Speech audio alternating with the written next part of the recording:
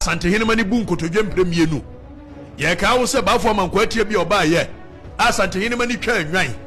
baafo manko atia bi oba ye wotena asem so wampemu danse no bu asem eno ne ye de kai wana na ye be kai wo eno de obi aka chose ye kai wo boa sɛdeɛ baafo apreko ɔtɔso mienu ba ya na asante hene de hye ho wo ye ya ma kumase ni dwabentokwa ba mu na dwabemfo dwane kɔ akyem ye de ne ba na na kwasi bua chense se mesa ba biodia ene agye se mo ma eye sa baafo apreko no woba no no abeka ne ho no aduru o mani ampani ampa ye be kai ampani nsam mani mu asem ti se kai wo mu de nyina wo so de be kai na nanu timi tira asem so na wa wo yonko brabo se tutu ane na kikire sante ni ase bone ho ban fi se wakonwa no ni de ntia ye bo akonwa ne pa ene so be bo sante no ba eti akonya ntimpo ye de boy so be bo sante ho ban dia na wada o ma de oye na no ntia ho ba bo ni ye be kai o na ye be kai na ba tuma ye be kai ye ka wo sen so utimi tena asem so na asem ma che ye ma ne de ani a asem no na da wanim no nya kokoso hina wo politics mu na wonye politics ye ya mfa no ameto anim eye no obi aba no se na wada roma wo kokoso hine wo ye ayi wo hine no wode no gigi amanwose mu nti monka bibi nkyere no ane yese ya ne eburoni be se substantive matter na de ba ko ni panim ne se asantemam no ye ka Supreme Court of asantemam a ene se asantehine no ano atena se anu adi asemo ane Supreme Court na asantehine ni wo na se na abantama hine wo tena se na adi asemo a eye president ensam na ho ema nkyirima so mo so behwe so etu de ne na ye High Court no watena se na benkum nifa chidom adontin no obi eba ho ban na enam se yenim se de esi hya mamuonti ye makwan mu obi aka bi na so on fredanse na High Court be ne ko ya ye di asem ne amfra witness amena ma megina witness box mu am ya nhwe the demeanor of the witnesses if the asem ne dance enu abi ne etwa e di dance edi sempo banu nkomo wada manana ana banu nkomo no ya begina anu wase he bo mekan yesi bo wanka yesi bo wo kan wesi manka ana sempo wo pese wo save bia wutime se kokoso hene ye no won senkan ye bia ye beka na kiri ewo eye edamu na wuntumi se wo so waka na won kan ya yate na mo free na de kon wo koi amanyosem de mu enya asem na ho enya nim da ho se da bia wo mo de sante hene anim twitwi amanyosem sa na sante hene nso to ko meeting wo ko amanyofo meeting it is yenya kwanya se ye fra bibi purposive interpretation of the law se sabrei amanyokuo no da bia ye de sante hene eti wasemu a efiri na de ko wuntumi wo koi ka kire mo amanyofo ne se sante hene din no da bia mo ye ne basa mo nyimfiri mo asemu na nke hunu nsem na wo sa sante man ne da so tiase na no de mu ye de be kai obi aka jose yan kai de si na no no boa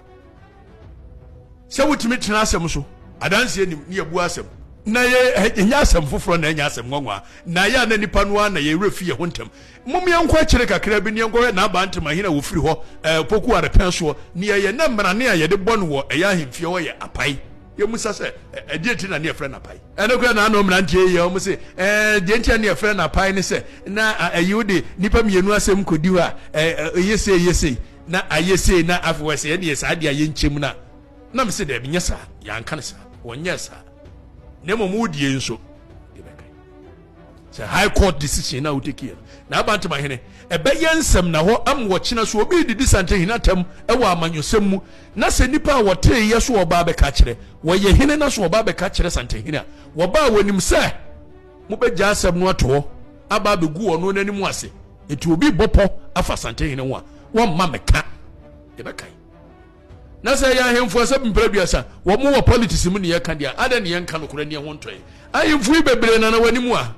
o mo chen delegate mu no mo nso nyina na te ho mo hunu ne nyina na ada ne ye nka no kora ne nyina ho ntoe anya dia anya sa ahemfo mfia wonye politics mu anya kokoso hene nko awo ahemfo nyina ndisi ne people mo ayem se tam mo me nka no kora ne ho ntoe edi na bantama hene asom no aba besom ye ne ye bekai ye oye ne na anu in particular de asante mbrante ne maba wan say menka nkyere o say wo bekai pa na free na ede ko akosita mu a otwedi ampono a ebra wode wahenie beba wiye wode beba no se opese ye kai wo bebi fufuro dia ye beka so opese no anso de kai wo se wo ye bantama hina wo tena asem so wonye danse na obu asem nso ye bekai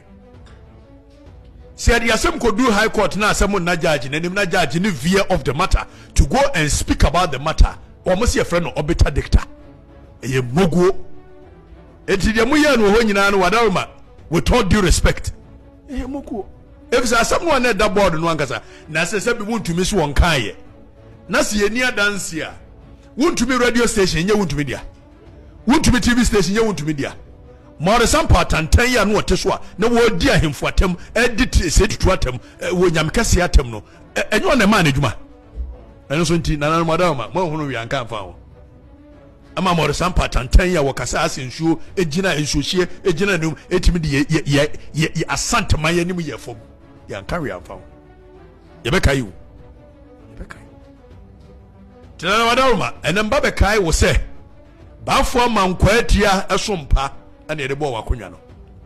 ana mbeka wo se baafo awu ya wo to so mienu ono nso ne som tantan ya obesom ye ana miema awroro ho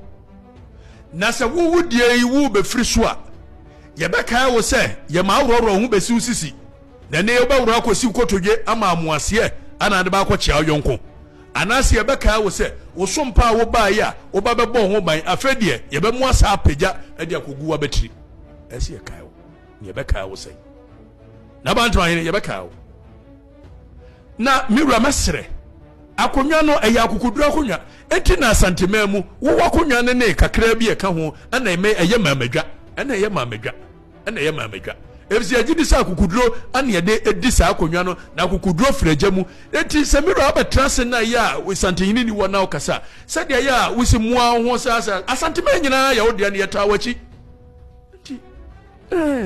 aya akonwa no wo mo masere nkonwa edi ekura no wo mo pagya ahenie no ma ahenie no eye kunkumfa na enka mpesa wo akonwa no ye wa wodia na wadaroma na bantama ahene free na de kwa ono angasa so microphone mu enkoa na sa wa ahemfie ho ana enkoa na sa wa ahemfie o me enka no kura bi o me enka no kura bi na bantama ahene wadaroma second video ibia me be se me kai wo sa santemai be kai wo sum nyina ye beka yo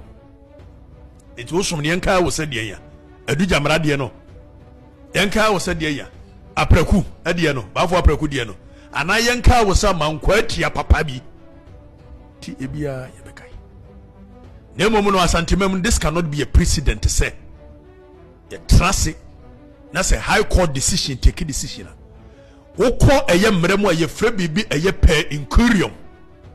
say high court take decision na subsequently you say high court decision na we take you know wanhwe emra na ye available nyina no dey take say decision and na say omiti bibi firim na afei sa amra na ye fa nya adwuma if say set precedence a ye hwe say precedence no so said ye ne ye wo eye ria koto ye wo 24 versus attorney general ye wo de ben ye wo Kado versus Kabolic smoke ball ye wo hwan ye wo eye Mabry versus Madison ya di and na wo decision na wo take ye no e say ye president na so nam say wan fa eye de say fa so ana dey take their president no nananom wadawoma we cannot treat that decision as a ye president a per incurium that law that decision in the na madawoma santema emra nchane say yabonyu so it is per incurium yetimi ma sante ho na osa yetimi ma se tutu ho na osa yentimi hwe mamuanga samuma na nananom ma medisie no ye fra yare bi eye autoimmune disease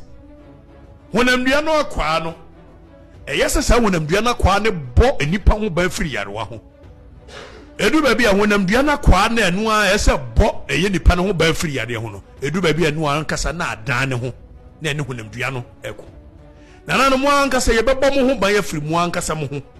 samo dan mo ho samo ne mu ankasa mo ho beko ama ahenie no aba fom asante ahenie asi fom a ye bebo mo ho ban afiri mu ankasa mo ho ye bebo mo ho ban ye bebo mo ho ban ye bebo mo ho ban efsi yentimi ntrase na ahenie no a eye atwuma ntwiko bia manfoti akante obiri ye buo se tutu na nakusi obu adum ede ba besi eye se ye kan sei pokuware ene nabi osesi bobo nshumbra ombebra enye kwa yama ne nyakwa yama ne nyakwa bo ahia na ntwo mu bre on bebre yama ne nyakwa hwene mu akodua mu bre na on bebre yama ne nyakwa asanso kofo bre na on bebre yama ne nyakwa yama ne nyakwa ti se du ba bi na mu anga sanso no ebia bibi nti mu di mu ho abura ya ebebo mu ho ba efre mu am ho eno de emerante na ka ne ye ka mo mate if so be are disappointed, and that decision cannot be a precedent.